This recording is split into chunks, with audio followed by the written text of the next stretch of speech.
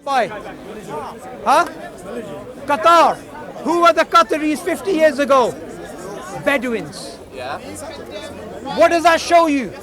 On a That far shows enough you, timescale, sir, people will be rich enough sir, at some point sir, to compete in the building Prophet said near the end time. And how do you know when the end time is? Because of the prophecies. Okay, so The prophecies are going to come together. For example, the Prophet said, be here in 3,000 years saying, the end time is around the corner. Sir, let me explain something. In the last couple of years, we have had the rise of certain people with certain traits. These people, they have beards, they have long hair, they wear long clothes. And the way that they pray, it makes me as a Muslim feel inferior. The way they fast, they make me feel inferior. The way they read the Quran, they make us feel inferior. And what did the Prophet say about these people? He said they will be the worst of creation and they will come out. And these people, who were these people? The group that came? ISIS. They came and they killed. And they did what? They looked like Muslims, but the Prophet said the Quran will not go beyond their throat. And here's the thing. You guys just call Here's the thing. Here's the thing. Here's the thing about the Khawarij. Sir, the Prophet made a precise prediction about the Khawarij. He pointed with his blessed hand towards Iraq and he said that's where they'll come from. Where did ISIS come from? Iraq. and Syria. Tell me this, sir. Iraq, Syria, Yemen, Egypt. Who were they controlled by at the time of the Prophet? The Romans and the Persians. It wasn't even a Muslim land. And he said that's where they'll come from. So when the Prophet makes predictions, he makes precise predictions. The Prophet said near the end times, and this has never happened in human history, people will have sex in public like donkeys. And God, Allah, in another narration. That's what cavemen used to do. Sir, hang on a second. Human beings, as far as we know in terms of our civilized, recorded history, we wore clothes. Even cave people wore clothes. Cave people had cave paintings, they had burials, they had other things. So if you're going to make the claim that cave people had sex in public, you need evidence for that. But you don't have evidence for that. What we do have evidence for in human history is people wearing clothes. But here's what the Prophet said about this. He said, when people will commit intercourse, sex, fornication, Allah, God, He will send down diseases that their forefathers have never heard of. 100 years ago, who'd heard of HIV, AIDS, gonorrhea and these things, syphilis?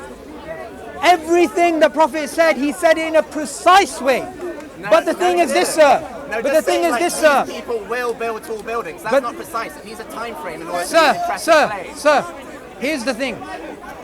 If you have a criteria which is of extreme skepticism, the prophecies of the Prophet, peace be upon him, will still satify you. But there is one condition. Well, except you have to No. There is one condition. Don't worry about science. There is one. It. No. That's what you're telling people to Sir, do. I'll answer your science question next. Don't worry. But one thing which is missing is this. If your heart does not want to recognize God, you will not see any signs of God. All you'll see is the opposite of God. All you'll see is evidence against the existence of God and against the Prophet Muhammad, peace be upon him. But if you have a heart that is sincere, you will see the evidence for what it is, and it is evidence which is objective. Now when it comes to science, sir, when it comes to science is something which is misunderstood. Science, we believe today, in today's popular culture, is something which gives us certainty, which is the only root of knowledge. Let me ask you this, you're talking about science as a root of knowledge. Can science explain to us how mathematics works? No. Can science explain to us how logic works? We know how mathematics and logic works from their own, Yes, logic is independent of science. Yes. Does science tell us whether testimony is valid or not? Whether what? Testimony. No, well, it depends on if there's a claim that's made that's scientific, then obviously we can. Sir, okay, let me ask you a question. Do you believe in Genghis Khan? Do I believe? Yes. Yes. Okay. Have you met Genghis Khan? No. Have you seen his grave? No. How do you know he existed? He's a Muslim. How do you know he existed? I know because it's the He's a reasonable Muslim. conclusion He's a from the Muslim. evidence of like He's a historical Muslim. records. Let him talk to Yeah, me. it's a reasonable conclusion He's from a the fact Muslim. that there are historical He's records a to support fucking it. Muslim. He drunk me. He's a fucking. Yeah. Shut up. Shut your mouth. He's a fucking Muslim. It's a reasonable conclusion from the evidence of it. Fucking human beings. He's a. It's Ramadan, man. Chill out. Yes, it's from the historical evidence that you believe in Genghis Khan. Okay, historical evidence. Historical evidence is not scientific. Yeah. It's testimony. So science is something which cannot explain logic, cannot explain mathematics, cannot explain testimony, and it cannot explain the vast majority of our sources of knowledge. But it's the best way to check claims that are made about. It's the best way to check claims that are made about how the universal biology works. And so, if someone makes a claim that, like reproduction, passing on of hereditary traits works this way, the best way to test that is with science. And if you find that, science, all the scientific evidence shows that in fact it's via genes, not determined by who orgasms first, then you should have little confidence in the claim which says that it is Unless, due to like orgasming. I agree with like you. That. I agree with you totally, sir. Unless you have independent evidence which gives you reasons to believe the other claim. Well, it would have to outweigh kind of all this science. Exactly. So now we're talking about epistemic weighing. Yes. So hypothetically, if there is a book which has 5 predictions which are, according to you, precise, say it's not the Quran, and this book contradicts, say, something which is a consensus in science, but this book you have verified has 5 prophecies which are fulfilled, does that mean you can say this book is wrong because of this one conclusion? If the claims made in the book are less impressive than the glaring error, or have less, if the impressiveness, the unusualness, the power of that claim within the book isn't able to outweigh kind of the weight of evidence that suggests that this claim about a reproduction is false, then no, you wouldn't accept. But what if it does? If it did, then yes, you would. That's the point. So the point, conceptually we agree. Now it's about content. Conceptually we agree. If there's a book which makes predictions which are extraordinary predictions, which are falsifiable, which are precise, which are time-bound, whatever, smart as they say. Now if you have that and you have a consensus, then you cannot say the book is wrong because of consensus conceptually. Well, you wouldn't, let's not call it just consensus. It's consensus based on like all the possible evidence. Whatever you want. Genetics Whatever right you now. want. Whatever you want. Okay, now we have this. So conceptually we agree. Now here's the thing. Only 60 years ago, 70 years ago, the scientific consensus was the universe was eternal. Even Einstein... No, there wasn't a consensus at that point. Of course there was. No, like people didn't know. People thought maybe the universe existed. Maybe We're talking about physicists. Physicists believed in the static state model. Well, that was like the most popular model. It doesn't mean it was like a consensus model. There wouldn't be any Sir, evidence. sir, give me, sir. No, sir. Okay, put it this way, sir. Give me a model of the universe prior to the Big Bang model. We're not talking about ancient Greece. Let's talk about the last 400-500 years. A model in physics which said the universe had a beginning other than the Big Bang. Okay, so it's not so having a model and calling it and like a proposed mechanism for the universe's creation. There wasn't a proposed mechanism, but there's still like physicists wouldn't. Oh, we agree that yes, the universe is like eternal.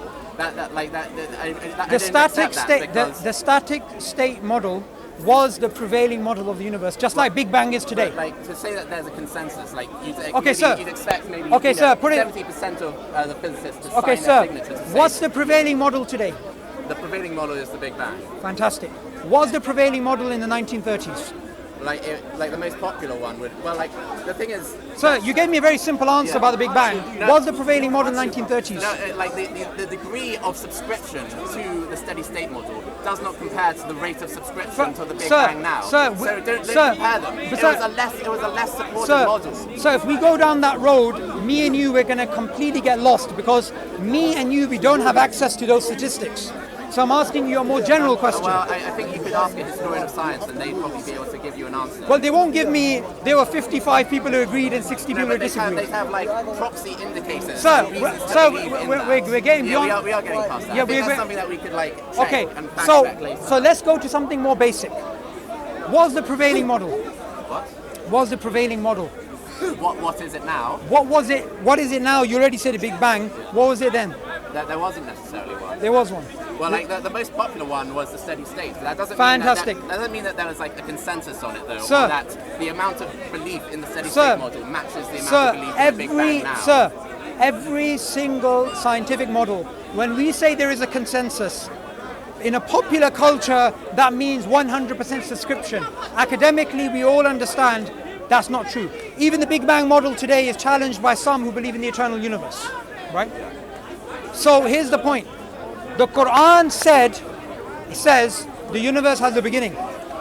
Before 1950s, the Quran was against that model of the universe, which was the prevailing theory. But I, as a Muslim in the 1950s, I would have said, I accept the steady state model as a valid model. I accept even Einstein accommodated it in his general theory of relativity. I accept all of the facts that majority of the scientists believed in it. I accept that. But I will not believe that it's absolutely true. I will simply say it's a working model. No, but that's different from that to bro, compared with genetics. Conceptually we don't disagree. Now it's about content. Conceptually we're on the same page about epistemic weighing. So back to the prophecies. Tell me, if there was one prophecy that according to you, you would believe in, what would it be? Give me a criteria. Well, like, can we talk? How about the claim that like the no. I want you to give me a criteria. That's all I want. Forget content. Okay. Tell me, you want something to be time bound. You want something to be unpredictable. For example, Mormon religion. Who's the guy? Mormon religion. Joseph Smith. What did he say? He said the American North and South, they're going to go to war. 50 years before they went to war. But the problem with that is that was predictable because politicians even before him were saying the North and South are going to go to war. But here's the mistake he made. The Mormons, they use it as evidence that he's a prophet of God because he made a prediction which came true even though the prediction was predictable. And people were saying this before him. However, he made the mistake of adding to the prediction. He said the North and the South are going to go to war and then the rest of the world is going to join in and it's going to be a global war, which it never was, right? So that's a false prophecy. I want you to give me, according to you, a criteria that's going to please you, which is, say, I'm going to give you the first one, something which is time bound, right? Something which is unpredictable. Tell me something else. What other criteria is going to fulfill you? Like what would be a prophecy which, if it came true, not a prophecy. Give me a criteria. Unpredictable and time bound. What else? Unpredictable, time bound. Take your time. That's probably. Can you think of any others? I think that's probably pretty good. That's quite good. Yeah. Okay.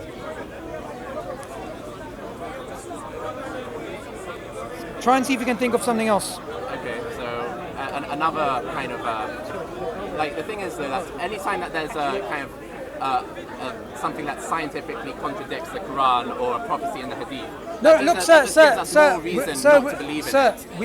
just take the evidence. Sir, we already did that. Let's go by this. You said two things: time bound and unpredictable. Yes, but like I'm sure you might be able to find a prophecy which is quite unlikely. But like we already agreed before, if someone like makes some kind of good prophecies, but also makes kind of some nonsense prophecies, that isn't good. Sir, that isn't impressive.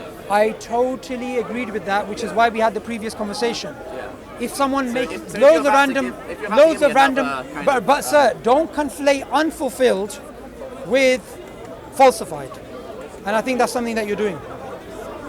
Well, unless we like want to, you know, totally throw out kind of biology and genetics. So we're not challenging that. No, you are, because like you're drawing a parallel between believing in the Big Bang and how physicists, there used to be a popular opinion that, oh, maybe there was a steady state model.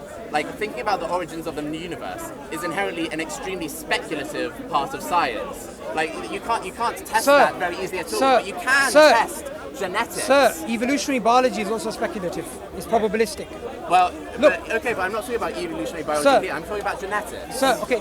I'm talking about development. Sir, that is evolutionary biology. Genetics is evolutionary biology. No, it's not. Yes, it is. No, you don't need to subscribe to the tree of life in order to believe in genetics. And No, genetics alone and development and physiology, those contradict this claim that like whether a man takes after his mother or his father depends on whether the mother or the father orgasms first. Sir, the thing is here, laughable claim. The thing is, sir, you have some misconceptions about the way science works. What you said is that you don't need to subscribe to the tree of life to take the conclusions of genetics. Yes. Right. But sir, isn't it also true that you don't need to subscribe to the tree of life, you can subscribe to the web of life to actually take the conclusion of genetics too? Yeah. And the web of life is evolutionary biology? Well, like, I thought when you said like evolutionary biology, I thought you were talking to like, I thought you were referring to kind of everyone having a single common ancestor. Yeah, but that's one model. Yeah, there are other models too. But what I was saying was that you don't need to believe in a web of life or a tree of life. You don't need to like subscribe like to one or the other to believe that kind of it's genes which kind of confirm the information. Genetics is inseparable from evolutionary biology. No, not really. Of course it is. No, like under creationism, even if I was like a young Earth creationist, I could still believe in genetics. Yeah, but you'd still look. But the thing is, you did. Wait, hang on. You're giving an example to defend yourself. You're giving young Earth creationism, but they are the very people that atheists and agnostics like yourself attack, because they have a polarization where they accept parts of science and reject others. So those are not the people you want to marry yourself with. I'm not marrying myself with them. I'm showing you that you're trying to like cast doubt on genetics by saying by conflating genetics with I'm not casting doubt. I'm accepting all of his conclusions. I just take the conclusions by what they're based on. Oh, but it's going to be wrong in the future from some like unfathomable kind of magic. Look. Conceptually, let me break it down, and you challenge me if I'm wrong. We have evolutionary biology as a model theory paradigm. What are the claims of that? Okay, one second. I'm about to make them. Which basically means our biochemistry, our genetics, our anatomy, our psychology, our linguistics, biogeography, the fossil record, all converges together to have a sort of tree of life, which is to explain the history of life on Earth. That is the grand idea. That is the field. So when we're speaking about genetics, you can't separate it from evolutionary biology. You can't. Yeah. Let me explain. So genetics makes. Do you know the most frequently used definition of evolution is the change in gene frequencies? Yes. Genetics. Yeah. This is inseparable. No, but like a geneticist could. Let's suppose that I am a young Earth creationist who works in genetics. I would then believe